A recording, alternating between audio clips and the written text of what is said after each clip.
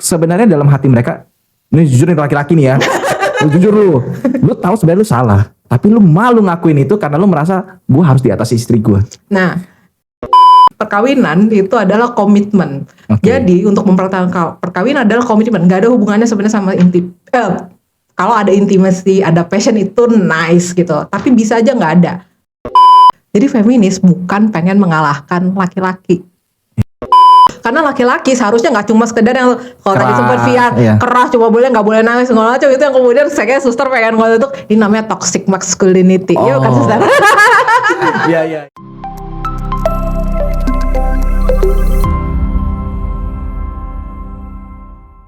Oke, shalom, apa kabar sahabat Insight dimanapun kalian berada. Ini kembali lagi ke part 2-nya. Kalau tadi di belakang layar cicinya, sekarang kita sudah tampilin di depan layar. Ini adalah lanjutan dari video tadi. Kenapa? Karena tempat gue sempit. Semoga ada sponsor yang denger ya, jadi bisa memfasilitasi saya nih ya. Oke, intermezzo. Oke, Ci, sekarang perkenalan dulu ya, biar teman-teman tahu nih Cici dari mana, ngapain aja, apa gitu ibaratnya. Oke, halo semuanya, perkenalkan nama saya Rosa. Saat ini saya juga sama seperti Pak Roni dan Suster Lia, kami sama-sama di Fasilitator Inti PPADR KAJ. Kebetulan saya berbarengan dengan Pak Roni di parokinya kami Jakarta Barat lah ya. Jakarta Barat, kami juga jadinya Satgas, dan saya juga di subseksi kesetaraan gender di bawah seksinya SKP. Perdamaian dan keadilan yang tadi Pak Roni. Seksi perdamaian peradilan. Oke. Banyak singkatan nih. Semoga hidup kita makin gak singkat ya. Jangan. Oke. Dan kemarin udah kepotong 2 tahun gak terlalu bisa ngapa-ngapain, jangan diperpendek lagi lah. Biasanya saya juga mengajar tentang seksualitas manusia atau ngasih sex education, tergantung. Menarik nih kalau bahas. Maka tadi kalau sebenarnya di video sebelumnya sempat ngomongin tentang harusnya ada pendidikan seksualitas, pengen promosi sih, iya benar harusnya ada, dan harusnya pun lebih komprehensif dan berkala. Jadi bukan yang mendatangkan pembicara satu plek selesai, enggak. Seksualitas 1 semester pun nggak selesai. Benar. Jadi nggak harusnya ada yang gila. Tapi sekarang mulai ada program pendidikan yang lumayan ya dibanding sama dulu zaman tahun 70 mungkin mulai lumayan ya Pak Roni, Suster ya. KAJ sempat ada program gitu kan sebenarnya untuk sex education gitu loh. Bertahan sampai tahun 90-an tapi udah tuh berhenti gitu loh. Tapi aku kalau dipikir-pikir enggak sih, program yang dulu juga agak-agak kaku. Kaku banget sih. Ini gue sharing ya, Ci. Tapi better daripada nggak ada kan? Iya benar, better daripada. Tapi kalau zaman gue di sekolah, guru tuh cuma nerangin ini ya gambar ini gambar ini. Lah kan kita jatuhnya karena kita nggak pernah nerima pendidikan itu, akhirnya kan anak-anak laki-laki yang bandel ini nyari dulu di luar kan. Setelah nyari di luar ngelihat begitu, kita bukannya belajar malah ngeledekin gurunya sebenarnya. Iya nggak sih? Setuju nggak? Iya. Gue sih nggak pernah ngeledekin gitu ya. Kita pakai gue dulu aja ya. Iya boleh. Tapi itu malah yang terjadi di yang sekarang. Karena sekarang sebenarnya kurikulum yang baru nih gitu ya. Kata mengintegrasikan beberapa bagian tentang pendidikan seksualitas manusia itu di pelajaran-pelajaran, termasuk pelajaran agama, biologi namanya. Termasuk yang tadi Fian bilang. Ada ini itu yang tentang pengenalan organ reproduksi betul. Misalnya gitu. Tapi kemudian biasanya gurunya juga jadi agak sungkan. Terus muridnya yang ngerasain, terus diketawain gurunya akhirnya makin gak nyambung gitu. Itu yang aku tahu belakangan ini gitu. Tapi ternyata kebutuhannya saat ini nggak cuma itu, jauh lebih dalam gitu kan. Makanya kemudian sebenarnya nggak cuma saya sih, ada beberapa orang yang juga kami berusaha menyediakan ruang aman untuk bertanya daripada bertanya pada pornografi. Baik kita coba nyari. Sebenarnya kami mengencourage sumber utamanya orang tua, gitu kan. Cuma kita juga ternyata mengalami kendala bahwa orang tua sendiri juga bingung mau gimana menyampaikannya gitu kan. Itu entar lah kita membicarakan seksualitas gitu kan. Gitu. Tapi bahwa ada yang concern, ada yang berusaha untuk menanggapi itu ada, bahkan di gereja Katolik. Makanya tadi udah sempat ngomongin Discovery, MS kan. Itu juga sebenarnya kan bagiannya, rangkaiannya gitu. Jadi jangan disia-siakan.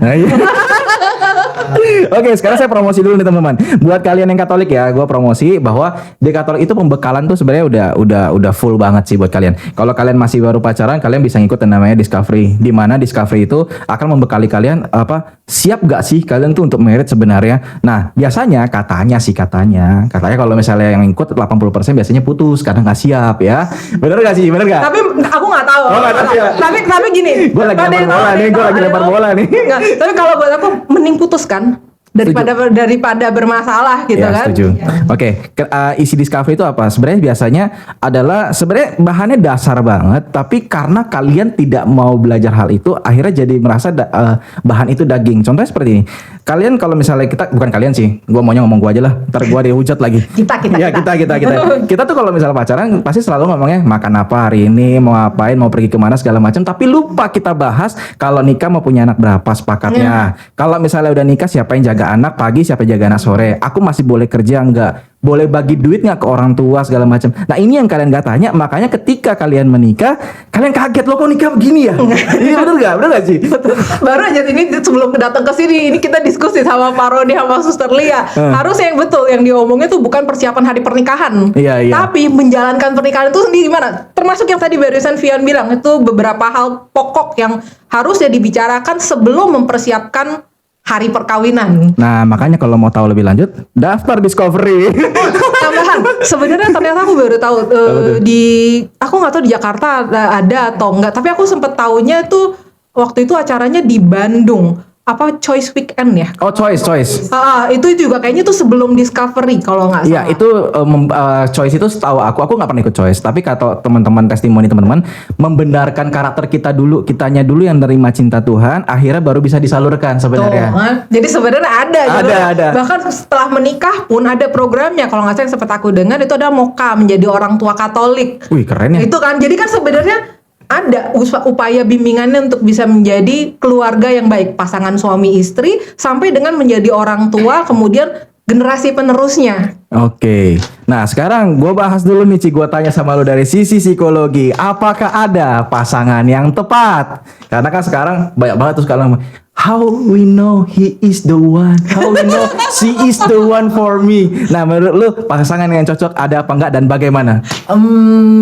Pertanyaan bagus. Gua bikin skripsi buat lu baca doang. Gua nggak bakal nanya ke sana. Iya sih, tapi itu selalu jadi pertanyaan pada saat kita mau memilih pasangan, gitu kan. Kalau waktu mau milih pacar itu udah mulai pikirin, tapi mungkin bisa disingkirkan gitu ya. Tapi begitu mau memutuskan ini mau lanjut nggak sampai jenjang pernikahan gitu kan. Terutama untuk kita yang Katolik, karena kita dididik untuk selamanya. Jadi nggak sembarangan. Itu harusnya itu yang benar-benar dipikirkan. Makanya kemudian masa pacaran atau pacaran bisa stop dulu, kemudian retret tuh ada gitu.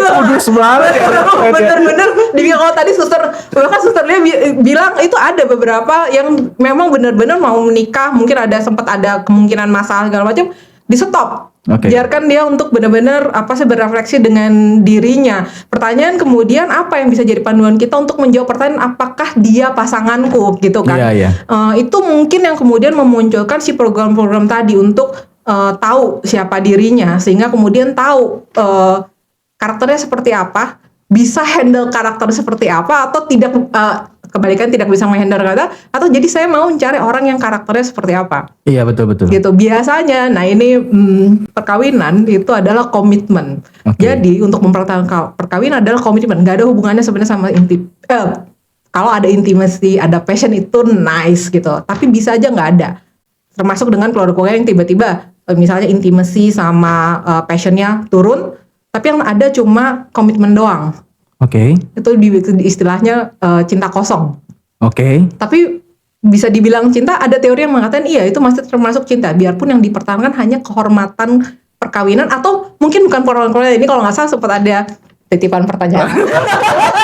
Itu yang katanya kalau misalnya keluarga yang kemudian bermasalah gitu, kadang kan kalau di sebelumnya kan dibilang mempertahankan perkawinan demi anak gitu kan, tapi kadang di Katolik bukan itu, tapi karena perintah Tuhan gitu kan. Tapi itu sendiri juga mungkin adalah bentuk penghormatan atau sayang kepada pasangan. Saya masih memandang kamu gitu, dengan segala derita yang saya alami, saya masih berusaha mempertahankan satu aspek ini. Itu yang mungkin bisa kadang kala bisa jadi cikal bakal aspek lainnya, intimacy, passion gitu ya, itu bisa muncul lagi. Tapi ada kalanya kemudian enggak, ini cukup, that's it, selesai. Komitmen pun tidak akan aku pertahankan lagi. Oh. Itu juga ya mungkin. Tapi kalau balik ini adalah pilihanku atau enggak, ya tergantung. Kita mau komit nggak dengan orang, kita mau menerima orang ini atau itu sebabnya kemudian diharapkan sebenarnya pada saat discovery gitu ya, itu benar-benar tanda kutip buka-bukaan. Oh iya, iya. Gitu loh. Putus lebih baik gitu loh. Kemudian ya yang ditanyakan juga ya terkait dengan siapa diri kita. Nanti ke depannya kita mau bagaimana. Kemudian di Asia itu kan dibilang ya perkawinan itu nggak cuma 2 orang. Betul. 2 keluarga besar gitu kan. Iya. Apalagi di Indonesia sosial budaya itu akan sangat-sangat bermain gitu kan. Iya. Nah itu mungkin perlu dibicarakan gitu loh. Sering-sering lah ikut mingle sama keluarganya. Cocok nggak nih masuk keluarga sini dengan kebiasaan keluarganya gitu. Sebenarnya tadi saya pengen nyeletuk gitu. Kalau kayak gitu kumpul kebo dulu boleh nggak? Aduh, kayaknya gue masih sensor ya saat ini. Aduh, bahaya. Aduh, oke. Kalau menurut Suster dan Parodi gimana, kumpul kebo dulu?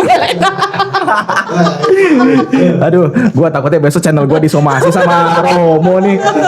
Aduh, iya, kata Uskup gue keluarin nih.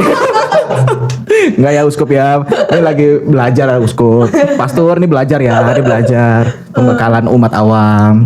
Itu sih masih pegang janganlah gitu ya. Dulu sempet lah ada pemikiran ya kenapa nggak dengan argumentasi ya kan kita bisa nyoba dulu dong, hidup bareng tuh bisa nggak, cocok nggak, berantem terus atau kita malah bisa ngatur waktu siapa yang nyuci piring, siapa yang laundry atau buang sampah gitu kan. Tapi yang menarik dulu itu waktu ada diskusi tentang hal ini, kalau nggak salah hasil penelitian itu dari Australia, tapi ini udah agak lama gitu ya. Mereka yang tinggal cohabitation, kalau istilahnya kita nggak bisa dibilang kumpul kebo juga sih soalnya gitu ya, beda gitu ya. Itu kemudian tinggal bersama gitu ya. Belum tentu ada urusan seksualitasnya juga sih kadang-kadang, tapi kemudian biasanya ternyata gue cocok nih, kita bisa jadi partner hidup, pokoknya kita nyantai gitu kan. Memutuskan untuk menikah gitu kan, ya nggak mungkin, bagus dong, kayak mereka udah lebih mantep gitu kan. Yang menarik hasil penelitian ada tingkat perceraian di antara mereka lebih tinggi daripada yang nggak cohabitate dulu. Itu yang kemudian jadi tanda tanya, loh kok bisa gitu kan. Tapi sorry aku nggak nerusin penelusuran hasil penelitian atau dan yang lainnya itu kenapa, tapi itu yang kemudian saya nggak lagi bisa mengatakan bahwa kalau tadi saya nyeletuk kumpul kebo dulu aja gitu kan, ternyata enggak juga, enggak menjamin gitu. Jadi daripada kemudian udah nyoba terus biasanya ya ada efek negatif dan sebagainya terus ntar nggak jadi juga, yaudah kita balik lagi lah ya, kita sesuaikan aja dengan apa yang informasi terbaru kita tahu, apa yang terbaik itu yang kita coba lakukan. Iya benar-benar. Kalau gue selalu bilang bahwa ke teman-teman semua yang nonton ya di VT gue di TikTok segala macam, bahwa sebenarnya tidak ada satupun pasangan yang cocok sih. Iya. Cocokin ada aja gitu. Iya, cocok-cocokin ya ada. Kalau bahasa moto tuh PNP, paksa sebenarnya. Kenapa? Karena satu, anggaplah kita lagi bahas ras budaya nih ya. Aku orang Medan, istriku orang Padang. Kita punya 2 budaya yang berbeda nih. Cara hidupnya aja udah beda. Orang tuanya pasti beda kan. Terus ketemu di suatu titik di tempat pelayanan. Kita baru diasah nih. Belum tentu kita cocok. Tapi ketika mereka sudah sama-sama dewasa pun menghadapi kenyataan juga tidak mudah. 2 sahabat yang berjalan satu gender aja, kayak misalnya aku sama sahabatku gitu ya, cowok gitu, itu kadang bisa berantem.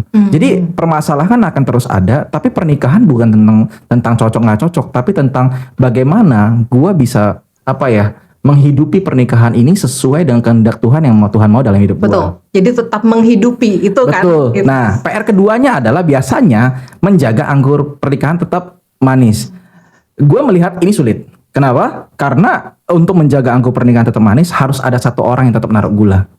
Taruh gula. Oh, gula. Artinya akan tetap ada satu orang yang berkorban. Kenapa? Dua-duanya pasti lebih, ya kalau mau ngomong nyaman mah lebih enak masing-masing lah, ngapain juga kita ngurusin begituan. Tapi harus ada satu orang yang waras, yang kayak ya udahlah, memang pernikahan gue udah nggak bener nih, dia udah cuek, anak kasihan udah hidup sendiri, gue mesti gimana ya? Kitanya yang harus datang merendahkan diri serendah-rendahnya. Kita mulai lagi dari awal. Nah itulah akhirnya komitmen, ketemu intimize. Bisa nggak? Bisa, tapi sulit nggak? Sangat sulit. Dan menurutku salah satu, ini aku mau bicara dari sisi cowok kan, tadi Cici seneng katanya bahas cowok nih ya. Nah, kalau gue mau bahas dari sisi cowok tuh sebenarnya pria itu cukup perlu tunduk sama Tuhan. Gue berkali-kali kok ngalamin yang namanya ribut sama waktu itu masih jadi pacar, sampai sekarang jadi istri, kita ngalamin ribut berkali-kali. Jujur gue cuman kehalang sama perintah Tuhan kok. Meskipun dulu kayak mau pisah, kan lu udah jalan sama pasangan orang tuh udah lama, terus dia juga baik sama lu, masa lu nggak mau tanggung jawab atas perasaan dia gitu ya. Akhirnya mulai ya udahlah kita menikah gitu. Setelah menikah akhirnya 1 tahun pertama tuh kacau banget sih. Nah tapi akhirnya nggak bisa kan udah ngomong sama Tuhan gitu loh. Nah akhirnya yang menjadi konklusi aku adalah kalau kita mau pernikahan kita selamat, kita harus hidup dalam Tuhan, itu doang sih. Mungkin terkesannya kayaknya naif ya Cia, kayaknya nggak benar atau mungkin kayaknya basi. Tapi jujur itu yang menyelamatkan pernikahan gue sampai hari ini sih. Menurut gue sih gitu. Bersyukurlah kamu menyadari hal itu. Nih, maksudnya gini, nggak semua orang juga menyadari hal tersebut. Atau misalnya tahu nih, habis denger gini, melaksanakannya itu juga akan lebih sulit gitu. Sulit sih. Kan? Apalagi dari sisi laki-laki, kalau tadi sempat ngomongin egonya lebih tinggi. Iya. Kemudian kalau tadi juga sempat disinggung budaya kita untuk menyamankan ego laki-laki itu juga kemudian ternyata berdampak ke perempuan. Makanya kemudian bisa terjadi kekerasan terhadap perempuan. Tadi Vian sempat bilang harusnya untuk menjaga anggur itu manis harus selalu ada yang ngasih gula. Terus dibilang salah satu. Iya, tapi harusnya gantian dong. Iya, setuju. Itu gitu loh. Karena harusnya memang dari kedua belah pihak gitu kan. Sama aja kayak kencan gitu Iya, kan benar, gitu. benar. Makanya kemudian kalau tadi harusnya pernikahan adalah awal, bukan jadi akhir. Kemudian udah enggak, banyak pasangan yang ternyata masih bisa mempertahankan perkawinan. Kenapa? Mereka membangun komunikasi sama seperti waktu apa? Waktu mau nembak, waktu lagi pacaran, gitu kan. Termasuk dengan si berantem pacaran, ya itu berarti hitungannya latihan lah. Dari situlah mungkin ini yang kemudian bisa jadi pertimbangan untuk memilih orang yang tepat atau enggak, gitu kan. Bisa nggak saya berkomunikasi atau menyampaikan perasaan saya, ditanggepin, kemudian kita bisa berhasil pada suatu kesepakatan yang kemudian menjalin kembali si hubungan tersebut. Kalau lagi pacaran aja kemudian ini bermasalah, ya pikirkan apakah masalah ini mau tetap ditanggung sampai masa perkawinan atau kita coba option yang lain. Dan itulah akhirnya yang memunculkan orang tuh akhirnya jadi single mom, akhirnya terjadi KDRT. Kayaknya bibitnya dari sono. Bisa jadi ya. Terus sementara ada beberapa penelitian sekarang kayaknya lagi ada sosialisasi tentang kekerasan dalam berpacaran. Yang kemudian itu ya suster langsung manggut-manggut, mungkin itu bisa dijadikan pegangan, baik apakah untuk menjadi pacar yang baik, karena kebanyakan pelaku kekerasannya adalah laki-laki. Jadi mungkin tuh bisa dibilang, jangan lakukan ini ya, ini termasuk kekerasan gitu loh. Kemudian untuk perempuannya juga menjadi warning gitu, peringatan bahwa kalau pasangan kamu melakukan ini ke kamu, ya termasuk juga kamu juga melakukan ke pasangan, ini tuh kekerasan. Harusnya kita tidak melakukan kekerasan kepada pasangannya kita. Nah menurut lu Ci, apa sih, kan kita dari kecil tuh udah diajarin ya, bahkan dari zaman gue tuh udah diajarin bahwa perempuan tuh jangan mukul laki-laki, laki-laki tuh jangan mukul perempuan, nah gitu. Tapi fenomenanya terjadi banyak banget malah ya laki-laki dewasa yang mukul perempuan, baik secara ada batas sampai yang nggak ada batas. Nah kayak cerita suster tadi. iya sampai yang udah mengancam gitu ya. Nah menurut yang pandangan lo atau pelajaran yang lo dapet ya Ci, itu apa sih menyebabkan seseorang tuh bisa sampai nggak punya naluri dalam hatinya, bisa sampai tega gitu? Kalau menurut Vian sendiri gimana sebagai seorang laki-laki yang laki-laki itu tukang mukul istri atau perempuan? Duh, gue kalau mau cerita malu nih Ci. Gua SMA dipukulin orangnya, gue diem loh. Oke, gimana? Gue sih nggak tahu ya, karena kalau menurut gue memang ketika gue lagi berdebat dengan istri, ada hasrat yang membuat hati gue makin panas. Tapi gue jujur sangat bersyukur sama Tuhan. Tuhan tuh juga ngasih rem yang bagus buat gue. Jadi ketika gue tahu ini udah nggak bakal ada ujungnya, udah gue yang ngalah gitu loh. Kalau gue gitu, nah makanya ketika gue pengen bertanya, gue nggak tahu Ci, sisi apa yang dimiliki oleh seseorang pria yang sampai sanggup melakukan kekerasan terhadap wanita. Dan gue nggak tahu. Pertanyaan, kok lu bisa punya rem? Gue nggak tahu. Gue nggak bisa mukul orang.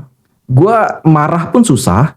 Gue nggak pernah ngerasa. Bahkan kalian dulu waktu sekitar umur 17-19 tahun ya, gue sampai ngomong, rasanya marah sama orang tuh apa sih? Kok gue nggak pernah bisa marah ya sama orang ya? Aduh, bersyukur lah. Gitu loh. Gue kesel banget. Bahkan kadang mungkin marah terbesar pasti di lingkup ring satu ya. Biasanya yang ngalamin yang ngalamin kita marah itu adalah orang tua, saudara artinya kakak adik ya. Dan yang ketiga pasti istri. Dan yang keempat anak. Biasanya ring satu itu tuh. Nah, karena kenapa? Karena kita bisa punya wajah yang sesungguhnya sama mereka. Akhirnya kita bisa lepas. Nah, semarah-marahnya aku sama istri pun akhirnya aku biasanya langsung chatting tuh. Ada namanya si T. Lu ada di rumah nggak? Ada, kenapa? Ya gue mau sono, gue mau ngopi. Nah, biasanya cuma lari ke sono, ngopi, jelasin semuanya, kesel, buang-buangan, kita curhat-curhatan, pulang ya udah akhirnya aku udahlah, let go aja gitu. Nggak guna juga diterusin gitu. Gitu ya, itu dari sisi aku nggak mau sok benar tapi ini kenyataannya. Aku nggak tahu kenapa. Sebenarnya kalau tiap kali ada pertengkaran sebenarnya ada emosi biasanya berbentuk energi tuh kan. Iya, yang energi. biasanya meledak, nah itu yang biasa berbentuk kemarahan atau biasanya jadi dalam bentuk agresi. Oh, Entah itu mukul, entah apa yang ya kekerasan lah gitu kan. Tapi nggak semua orang kalau marah melakukan kekerasan. oh, Gitu kan. Pertanyaan kenapa? Misalnya makanya tadi gue nanya kan, loh kalau misalnya tadi kita ngomongin laki-laki kemudian bisa mukul, kemudian kita juga punya budaya yang seakan-akan ya namanya juga laki-laki cenderung seperti itu, laki-laki cenderung agresif, kasar dan sebagainya gitu kan. Tapi kan nggak semua laki-laki sebenarnya gitu. Oke. Terus apa yang membedakan? Oke. Gitu kan. Nah itu ada beberapa kita pinjam teori deh untuk berusaha menjelaskan kok bisa atau kok ada yang berbeda gitu kan.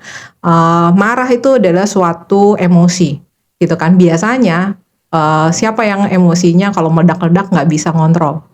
Oke. Siapa? Laki-laki? Iya. Dan biasanya anak kecil. Oh iya. Dan kemudian biasanya melalui pendidikan kita belajar kan ngontrol emosi, ngolah emosi gitu kan. Nah itu yang kemudian harusnya ada pendapat yang mengatakan regulasi emosinya nggak baik. Oh. Bisa ngomongin terkait dengan karena memang dia lahir dengan kondisi tidak bisa meregulasi emosinya dengan baik gitu ya. Tapi bisa juga mungkin kenapa tidak dilatih. Oh. Atau kemudian budayanya juga menyukung bahwa ya yang hasil dari kalau istilah modernnya latihan tersebut harusnya nggak ada karena memang itu alamiahnya gitu loh. Iya sih, tapi kan kita hidup di civilization sekarang gitu dengan sekolah, pendidikan dan lain sebagainya. Nggak harus sekolah, yang penting kan pendidikan.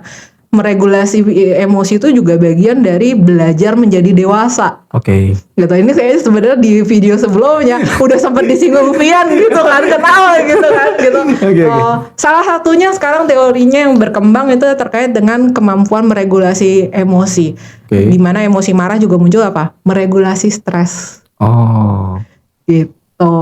Ini yang kalau tadi sempat ngomongin biasanya kalau kita marah kemudian ring satu yang kena. Iya, gitu benar, kan, benar. karena kita merasa nyaman gitu. Apalagi dalam perkawinan Katolik itu adalah apapun yang terjadi kamu akan tetap suami istri gitu kan. Iya. Kesan, nah itu yang biasanya kemudian istilahnya jadi kayak disalahgunakan gitu loh. Kemudian kita bisa semena-mena terhadap pasangan gitu kan. Entah lupa atau khilaf terserah lah, tapi itu terjadi kekerasan gitu kan, jadinya sakit kan tetap gitu. Iya. Itu ring satu. Teori yang kedua mengatakan terkait dengan gue nyontek ya. Ya. boleh. Frustration aggression hypothesis. Oh, prosesnya. Oke. Apa tuh, Ci? Nah itu ngomongin tadi urusannya apa? Dia frustasi, dia stres. Pelampiasannya adalah marah, agresi. Oh. Dan kemudian yang akan kena duluan siapa? Ring satu. Siapapun itu ring satunya. Teori dasarnya benar gak sih bahwa dia bisa frustasi karena ada sesuatu yang lapar dalam tanda kutip?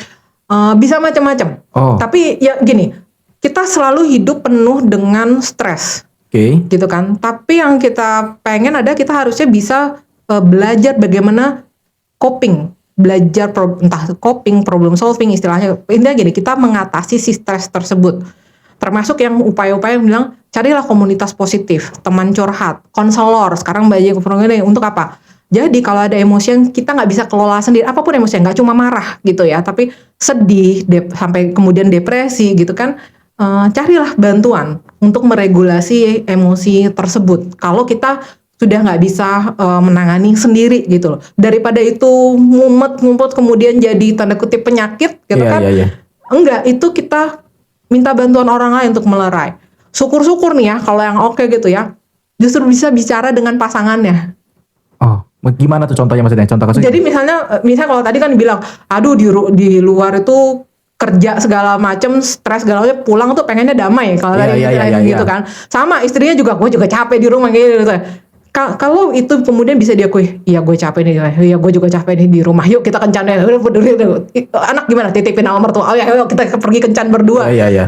Itu malah nice gitu kan, Iya, iya. karena berarti sama-sama bisa jadi konselor Iya, untuk satu sama lain gitu kan. Justru malah tantangan hidupnya itu menjadi sesuatu yang merekatkan kembali gitu kan. Tapi kalau kemudian dia nggak mau tahu bahwa harusnya kamu dong yang comfort aku gitu kan, karena aku stres gitu kan aku yang laki, aku yang kerja, aku yang capek gitu kan. Kemudian biasanya nggak mikirin tentang, kalau yang baru-baru sih udah mulai tahu rumah itu juga bikin stres gitu kan, itu nggak mau tahu. Kemudian budaya juga ya yang namanya laki seperti itu, namanya perempuan harusnya tetap manis cantik nah.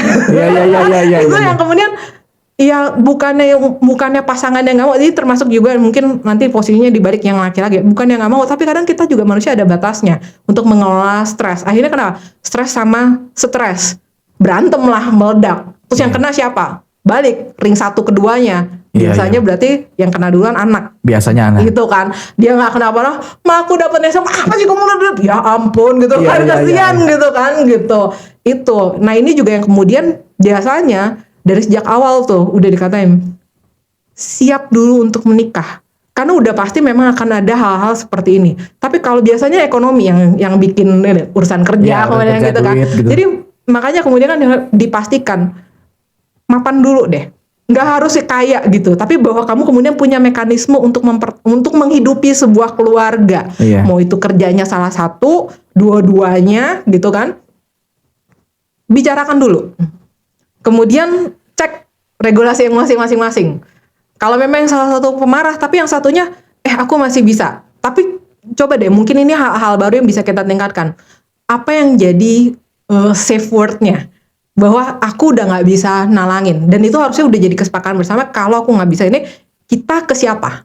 Setahu aku biasa harusnya ada saksi perkawinan kan? Yang harusnya bisa jadi konselor pertama gitu loh. Tolong dong, kami lagi tidak baik-baik saja. Udah buntu nih. Udah buntu atau gimana gitu loh. Ada maksudnya ya, kalau kayak tadi acara Vian yang di sana ngeparongnya ada komunitas lain. Kemudian kita bisa itu sebenarnya kan kayak relax sebentar gitu kan, daripada menghadapi situasi stresnya atau hal yang bikin marahnya gitu kan. Itu cara baik lah untuk tapi kan problemnya sendiri masih belum selesai gitu kan. Harapannya sih bisa ada komunikasi yang tadi juga disinggung gitu. Tapi kan komunikasi itu sendiri juga kadang kalau kita lagi marah-marah, memulai juga sulit. Ya, kita mendengar untuk menjawab, bukan untuk mengerti. Iya, gitu, itu. Jadi kadang dan ini juga didukung dari cerita suster dan kasusnya Pak Roni gitu. Selalu ada salah satu pihak sebenarnya masih mau mempertahankan untuk mereka datang ke suster atau ke Pak Roni. Itu pun kadang-kadang sebenarnya masih ingin tolong dong bantuin. Dan biasanya adalah apa yang bisa aku lakukan untuk pasangannya aku. Jadi kadang-kadang bolanya tuh ada di pasangannya. Sorry itu saya kebanyakan lakinya. Gitu loh. Maksudnya kadang atau yang udah yuk ke ME gitu kan, ada ngikut tapi badannya doang, pikirannya enggak. Kemudian sebenarnya di ME juga ada hal-hal yang sebenarnya dilakukan bersama untuk memperbaiki hubungan tersebut gitu kan. Tapi kemudian biasanya salah satu pihak nggak mau. Gitu. Itu yang kemudian itu yang kita bingung. Makanya kalau tadi kemudian suster bilang berantem justru bagus karena ada komunikasi. Sama, saya dulu juga sempat dikasih tahu untuk kalau misalnya mau ke arah jadi konselor perkawinan, pasangan berantem bagus. Ada komunikasinya, sama-sama mengeluarkan apa yang dia nggak suka, gitu kan. Cuma kadang-kadang nggak kedengeran. Maka kalau ada yang satu yang dengerin kayak tadi aku jadi notulen gitu kan. Itu yang kemudian mungkin terlalu sulit lah untuk menghadapi pasangannya sendiri, tapi mungkin dengan orang lain agak lebih calm down gitu kan, apalagi kalau kita punya bantuan dari Romo dan suster gitu kan, itu mungkin itu jadi bantuan jembatannya gitu. Tapi kalau kemudian itu nggak mau, ditolak atau mungkin ego balik lagi, kita juga nggak bisa ngapa-ngapain. Gitu loh. Cuma makanya bilang bersyukurlah kalau kamu masih ingat Tuhan gitu kan. Gitu loh. Soalnya kalau enggak pasti pasti akan tutup kuping gitu loh. Karena menurut gua sendiri, kenapa tadi sempat disinggung juga sama Cici bahwa kebanyakan yang bermasalah laki-lakinya ya. Karena menurutku laki-laki ini tidak diajarkan bahwa mereka boleh beremosi. Ya. Mereka itu boleh kok merasa tidak baik-baik aja dan menceritakan sesuatu. Ya. Lingkungan tuh nggak mengajarkan hal itu. Maka Ya. ketika mereka datang ke konselor, mereka tuh maunya, gua nggak guna kok ke konselor. Iya, gue tahu. Gue baik-baik aja, istri gue benerin ngapain gue mah udah bener. Mereka tuh nggak sebenarnya dalam hati mereka, ini jujur nih laki-laki nih ya, lu jujur lu tahu sebenarnya lu salah, tapi lu malu ngakuin itu karena lu merasa gue harus di atas istri gue. Nah, Padahal sejujurnya pasangan itu jalannya beriringan, bareng kiri kanan, bukan depan belakang. ya. Jalan beriringan bukan berarti statusnya sama. Laki-laki sebagai pemimpin, perempuan sebagai penolong, jalan berdampingan, tidak ada yang lebih besar, tidak ada yang lebih kecil, hanya beda porsinya aja. Menurutku sih gitu sih. Jadi kalau menurut gua laki-laki boleh nggak sih menangis? Boleh. Laki-laki boleh nggak sih beremosi? Boleh. Tapi laki-laki itu pantang menyerah. Menurut gua sih gitu. Kayaknya perempuan juga deh, apalagi kalau udah demi keluarga. Itu udah akan jadi insting. Iya, benar. Gua setuju banget. Menurut gua perempuan itu punya salah satu power yang gua nggak tahu ya, nggak dimiliki oleh banyak laki-laki lain. Tapi nggak semua ya. Mereka itu mampu bertahan dalam penderitaan. Kikisan demi kikisan. Laki-laki tuh bisa digebukin sekali lah, kuat-kuat tuh dia bisa bangkit lagi. Jadi laki-laki kuat atau enggak? Kuat di Tapi gini, laki-laki tuh kuat, tapi mereka tuh nggak tahan yang berkepanjangan. Mereka tuh mau dihantam 1 ton besi, mereka bisa bangun lagi. Tapi kalau dihantam berkali-kali, nggak bisa. Mereka tuh nggak bisa kayak 1 kilo tapi setahun ya, nggak bisa. Mereka lebih baik 1 ton 1 kali. Ayo gue bangun lagi gitu. Makanya yang mengandung adalah perempuan. Tapi Ya itu makanya kemudian jadi soalnya apa? Laki-laki dan perempuan itu sebenarnya kalau tadi suster juga sempat bilang setara. Karena kita sama-sama image dari Allah. iya, Laki-laki dan perempuan dua-duanya adalah citra dari Allah dengan kelebihan dan kelemahannya masing-masing. Betul. Kalau yang tadi Vian bilang terkait dengan rasa sakit, saya rasa nggak cuma itu yang lebih lebar sih sebenarnya. bahwa kemudian yang salah satu bisa memimpin satu penolong, saya rasa itu juga perannya bisa gantian. Dalam suatu hal mungkin misalnya lakinya lebih pintar masak, ya udah yang mimpin urusan masak adalah Laki-laki. soal lakinya gitu kan. Tapi ternyata istrinya lebih jago untuk ngurusin betulin listrik. Ya udah yang ngurus adalah istrinya, lakinya yang bantuin. iya benar-benar. Siapapun yang bisa, ya itu lebih enak kan punya 2 nahkoda yang bisa kerja sama tektokan Betul. daripada 2 nahkoda yang sama-sama dominan terus rebutan. Betul. Sebenarnya gue juga suka sih pemikiran kayak gitu. Maksudnya ya sebenarnya laki-laki dan perempuan tuh sama, cuma beda perannya gimana sih ya? Ya Nah memang, ini jadi kan harus dibicarakan perannya mau gimana? iya benar, Kadang itu. setuju. Perannya beda, jadi memang harus dimaksimalkan. Yang menjadi mungkin setelah nonton ini panjang ya, ada orang yang bilang, wah kayaknya si Vian berarti feminis nih, dia bela perempuan terus nih. Sebenarnya bukan, gue pengen setiap laki-laki yang mendengar, kalian tuh sadar bahwa kalian laki-laki berpotensi yang harus dikeluarkan secara maksimal. Maksudnya gini loh. Laki-laki itu nggak selalu job desk cuma nyari duit dan ngasih duit ke rumah. Enggak, tapi lebih daripada itu mereka itu adalah bisa memberikan rasa secure, rasa aman buat keluarganya. Mereka itu adalah sumber imam bagi keluarganya yang artinya mengajarkan mendidik anak dengan baik, mendidik istri dengan baik dan masih banyak job desknya. Nah, maksimalkan fokus kalian kalau menjadi laki-laki ya udah laki-laki yang maksimal gitu. Nah, itulah yang kemarin dulu sempat gue ikut di Camp Prias Jati. Artinya adalah mengembalikan laki-laki ke fungsi awalnya. Sebenarnya itu sih intinya. Yaitu sebagai imam, nabi dan raja. tapi itu gua juga nggak salah. tapi itu juga hal yang ditugaskan kepada perempuan. Apa tuh, Ci? Imam, nabi, raja. Kalau ada 2 raja, 2 imam, 2 nabi gimana? Coba lu gue minta penjelasan. Tapi kan raja juga ada ratu. Oke, berarti kan imam, nabi dan ratu dong, bukan nabi dan raja dong. Itu kan cuma sebutan karena kita memainkan gender. Gue suka nih kalau kita tahu bicara imbang nih. Oke. Nah, gue mau kembali lebih serius nih dan akhirnya ngelompat nih karena dari tadi kita bicara pasangan, sekarang gue mau masuk ke pernikahan. Pernikahan yang gak sehat itu biasanya dampaknya adalah ke anak. Menurut lu, fatherless dan motherless mana lebih parah? Atau dua-duanya sama? Ya lu coba jawab, gue pengen tahu. Sebenarnya kalau gue nggak mikirin tentang siapa yang kemudian Tidak hadir. tidak hadir gitu ya, tapi siapa yang akan megang anak itu. Ini agak mirip ini nih. gue nggak tahu bisa disamain nggak. Ingat ini nggak yang Solomon disuruh milih anak ini harusnya pelaliannya sama perempuan yang mana? Oh, gue lupa lagi. Ya, itu beda ya. Oke, lanjut. Kita fatherless atau motherless. Biasanya kalau secara umum kadang-kadang ini untuk urusan di pengadilan deh kalau aku nggak salah. Kalau salah tolong dikoreksi Pak. Kalau anaknya di usia yang masih membutuhkan ibu, biasanya ke ibu. Jadi lebih baik ayah tidak ada. Oke. Tapi kalau kemudian tahap yang udah disapih, tapi tergantung karena biasanya pendidikan tuh masih kita dititik beratkan pada ibu gitu ya. Nah ini mau dibilang balik lagi lebih baik ayah tidak ada. Makanya sebenarnya kalau tadi bilang feminis itu membela perempuan, terlalu enggak, kita tuh pengennya setara seperti yang tadi suster bilang. Kenapa? Karena pada saat kita bisa menghargai perempuan, kita sebenarnya mengangkat harkat laki-laki. Makanya dari tadi kita ngomongin laki-laki capnya jelek terus gitu. Tapi kalau kita bisa mengubah tersebut, kesejahteraan perempuan itu juga jadinya lebih baik. Sebenarnya kan kita juga mengangkat harkat atau membersihkan nama baik laki-laki. Jadi feminis bukan pengen mengalahkan laki-laki. Ya, setuju. Dengan menjadi laki-laki yang benar dan memperlakukan perempuan dengan baik, maka image pria juga akan jadi benar gitu kan maksudnya kan? Dan kalau dengan demikian kan dua-duanya bisa bertumbuh, bisa berkembang, sama-sama powernya makin berkembang. Baik power sebagai laki-laki maupun power sebagai perempuan. Wah, mantap. Kemudian kalau misalnya power mana yang hilang, lebih bagus dua power kan? Iya. Powernya double combo gitu kan, daripada cuma satu. Tapi kalau kemudian kita balik dengan orang-orang yang single parents, kebanyakan memang adalah yang single mother gitu kan. Dengan budaya yang kemudian masih mengekang perempuan,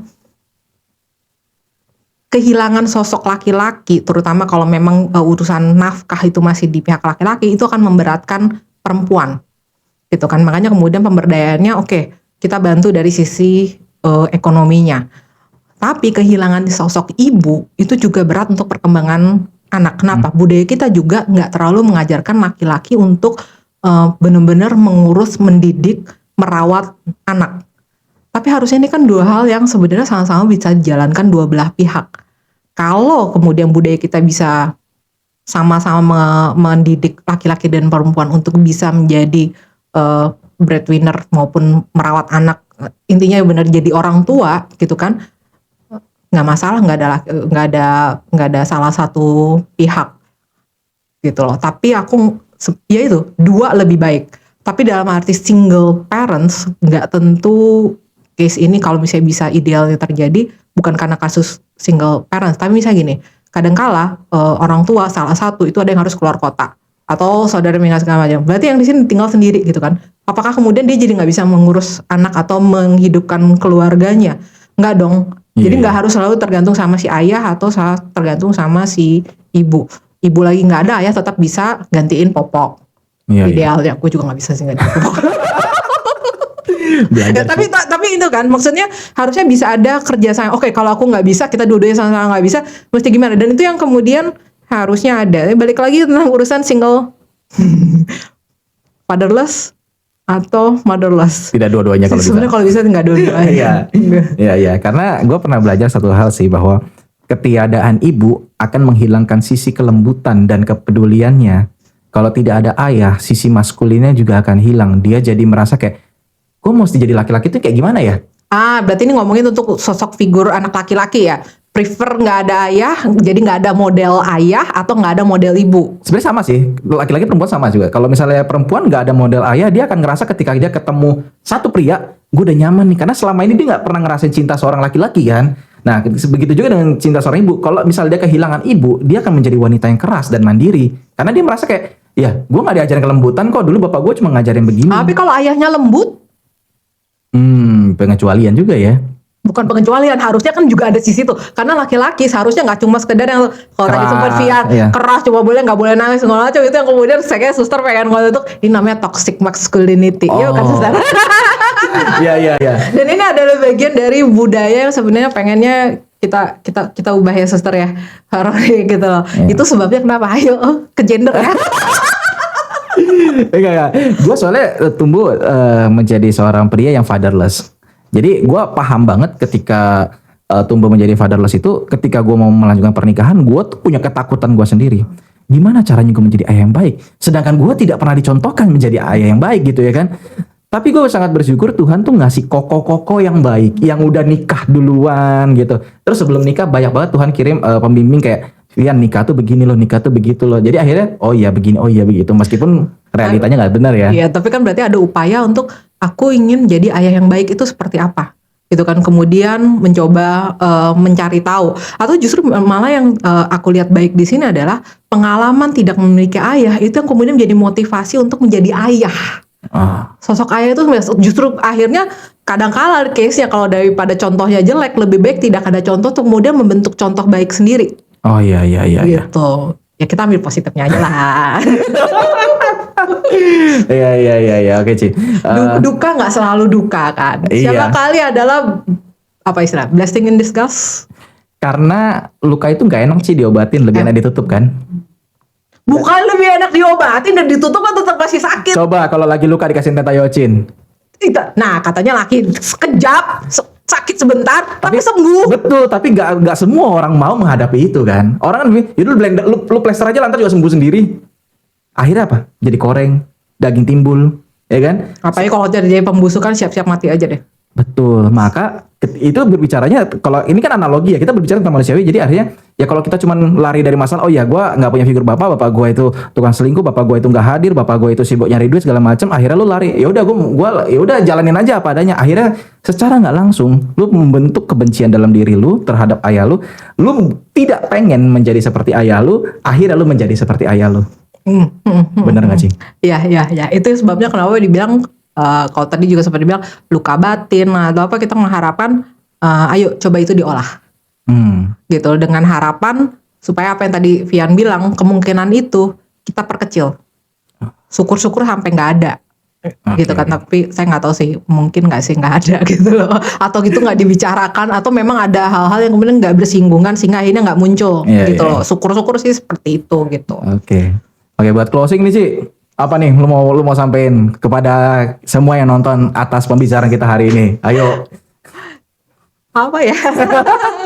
Karena kita lagi kami bertiga kebetulan fasilitator PPADR, protokol perlindungan anak dan dewasa rentan. Jadi salah satu tugasnya kami, karena kami di tim yang sama, itu tim diseminasi, kami mengharapkan bisa adanya sosialisasi untuk meredam terjadinya kekerasan, termasuk terutama kekerasan seksual.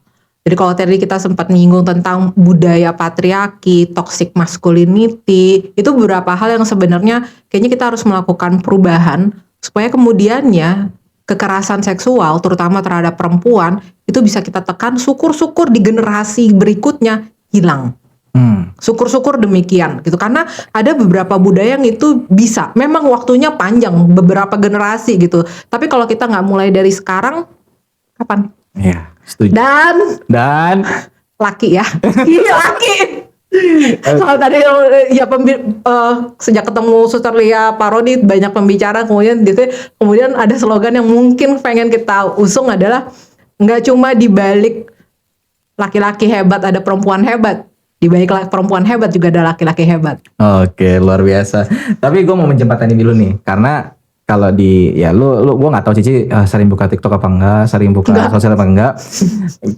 Untuk kita konten kreator tuh akan rentan sangat dihujat, oke? Apa? Untuk kita seorang konten kreator itu sering sangat rentan dihujat.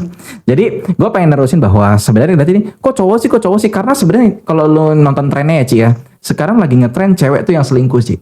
Kalau di TikTok itu ya, cewek yang selingkuh, cewek yang berbohong, cewek yang manipulasi, bahkan cewek itu katanya mampu mencintai 2 orang, 3 orang tanpa perubahan gitu, tanpa karena lo dibilang karena laki-laki yang ciptakan kok cowok bisa, cewek juga bisa, belajar dong.